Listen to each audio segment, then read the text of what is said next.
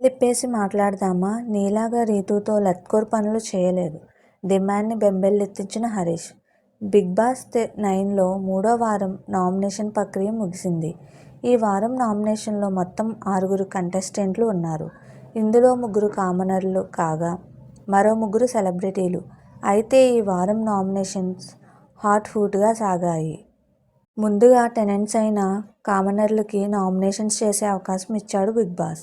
అయితే ఓనర్లైన సెలబ్రిటీల నుంచి ఏకాభిప్రాయంతో నలుగురిని నామినేట్ చేయాలని, అలానే తమ గ్రూప్ అయిన టెనెంట్స్ నుంచి ఒకరిని నామినేట్ చేయాలంటూ కండిషన్ పెట్టాడు.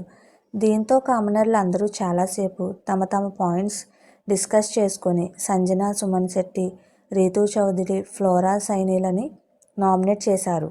ముఖ్యంగా ప్రియా, శ్రీజ ఇద్దరూ కలిసి రీతూ చౌదరిని నామినేట్ చేశారు.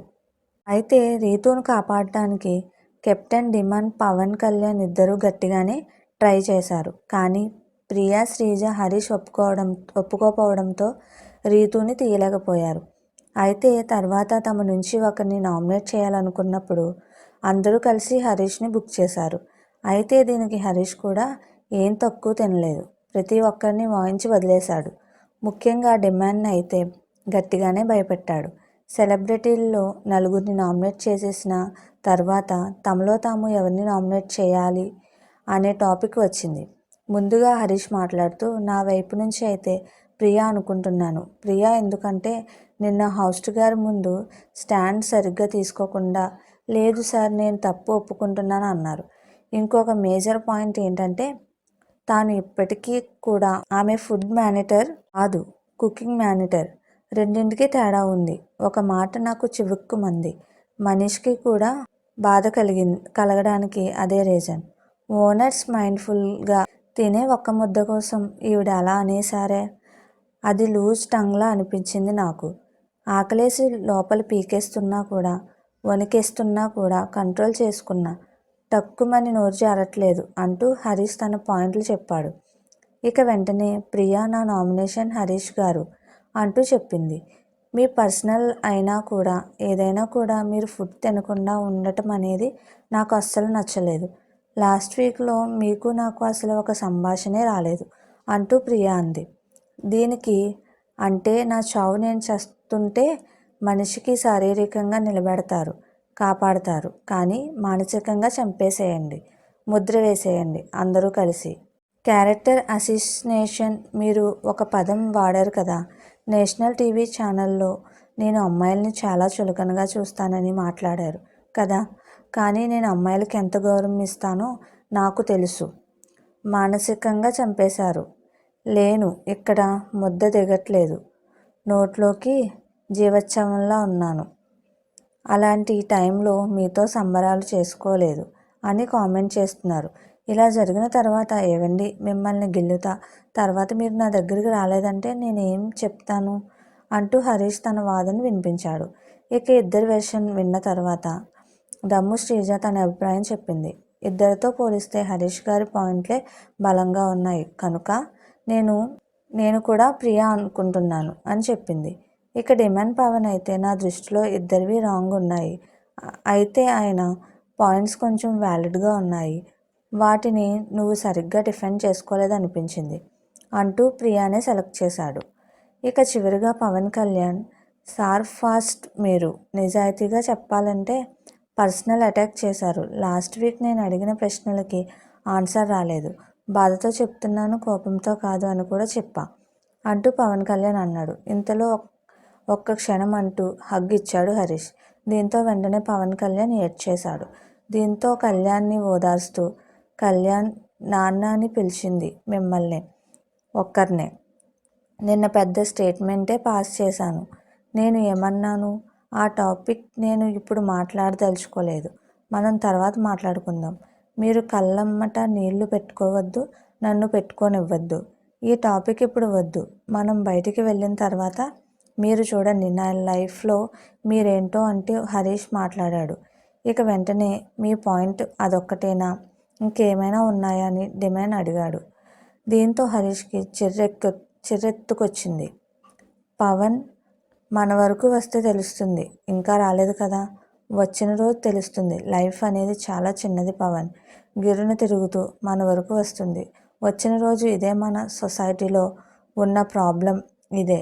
సరైన టైంలో స్టాండ్ తీసుకోకపోవడం వల్ల జీవితాలు ఏమైపోతాయో అర్థమవుతాయి అంటూ హరీష్ క్లాస్ పీకాడు. ఇండివిజువల్గా ఆన్సర్స్ చేసుకునే స్కోప్ రాలేదు అని డిమాండ్ అన్నాడు. దీనికి మీరు స్టాండ్ తీసుకోలేదని క్వశ్చన్ చేసినందుకు ఐఎమ్ సారీ. నెక్స్ట్ టైం నుంచి మీరు స్టాండ్ తీసుకోకపోయినా నా ఫైట్ నేను చేసుకుంటా, ఓకేనా? మీరు సినిమా చూస్తూ ఉండండి, నేను ఫైట్ చేస్తా అంటూ హరీష్ సీరియస్ అయ్యాడు. దీంతో ఇక్కడికి వచ్చింది నామినేషన్స్కి సార్ పాయింట్లు పెడదాం కదా అని పవన్ అనగానే రీతు టాపిక్ తీసుకొచ్చాడు హరీష్. అదే పవన్, కానీ నిష్పక్షపాతంగా అందరి విషయంలోనూ ఉండాలి. మనకి ఫ్రెండ్షిప్ ఉన్న వాళ్ళతో, ఫ్రెండ్లీగా ఉన్న వాళ్ళతో మాత్రం ఒక రకమైన సాఫ్ట్ టోన్, సాఫ్ట్ కార్నర్.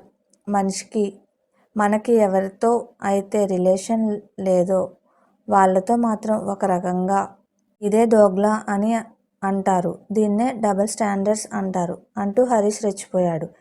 ఈ మాటలకి డిమాండ్ పెద్దగా రియాక్ట్ అవ్వలేదు. ఓకే అనుకోండి అంటూ అనేసరికి హరీష్ ఇంకా ఫైర్ అయ్యాడు. సరే, అనుకునేది ఏముంది? అంతా సాక్ష్యాలతో కనబడుతున్నాయి, అందరికీ అర్థమవుతుంది. అదే ఇందాక మీరు అబద్ధం చెప్పాడనే మా విషయంలో మాత్రం హైలైట్ చేయడానికి ట్రై చేస్తున్నారు, కానీ పెద్ద పెద్ద స్టేట్మెంట్స్ మాట్లాడిన ఆమె విషయంలో మాత్రం లైట్ నోట్లో అదేం కాదులే అంటున్నారు. నిజాలు మాట్లాడుకుందాం. మాట్లాడుకునేటప్పుడు గుడ్డలు ఇప్పదీసుకొని మాట్లాడుకుంటే సరిపోతుంది కదా.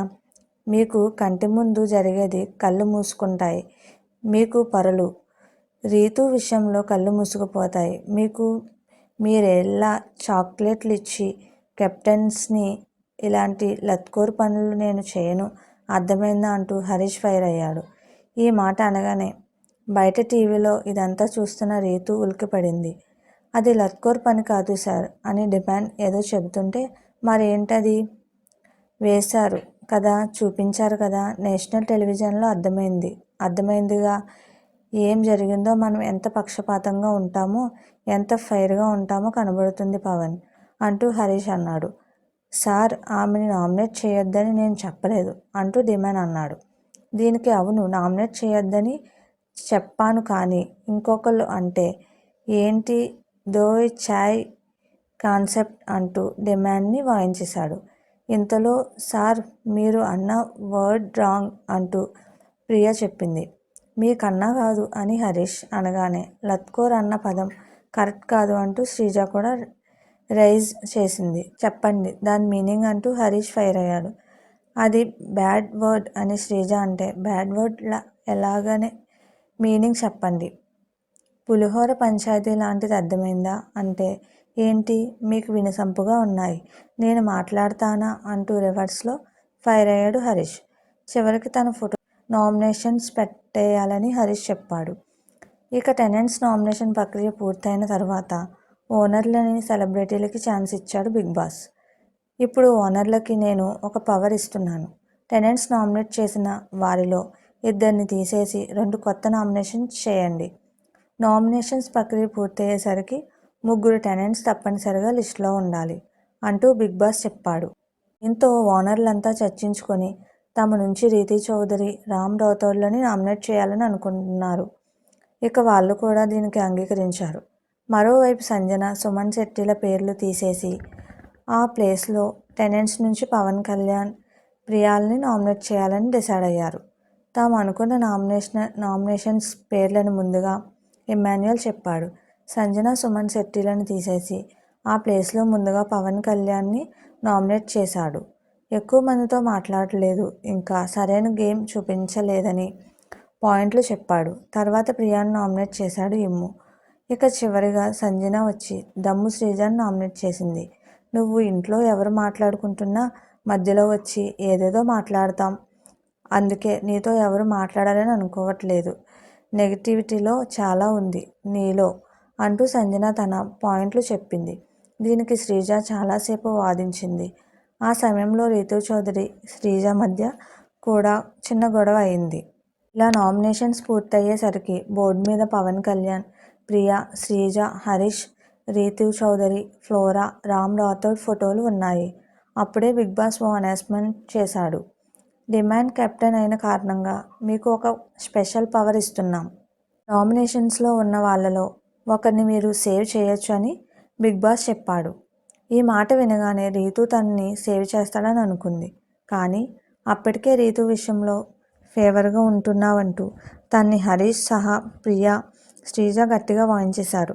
దీంతో ఇప్పుడు కనుక రీతుని సేవ్ చేస్తే బుక్ అయిపోతామని అనుకున్నాడేమో. కానీ శ్రీజని సేవ్ చేస్తున్నట్లు డిమాండ్ చెప్పాడు. ఈ మాట వినగానే రీతు హర్ట్ అయింది. బోర్డు మీద ఆ ఫోటో తీయడానికి వెళ్ళేటప్పుడు కూడా రీతు ఫేస్ చూడడానికి పవన్ కాస్త భయపడ్డాడు. మీకు మా వీడియోస్ కనుక నచ్చినట్లయితే ఇలాంటి మరెన్నో విషయాలు తెలుసుకోవాలనుకుంటే డూ సబ్స్క్రైబ్ టు సమాజం ముచ్చట్లు.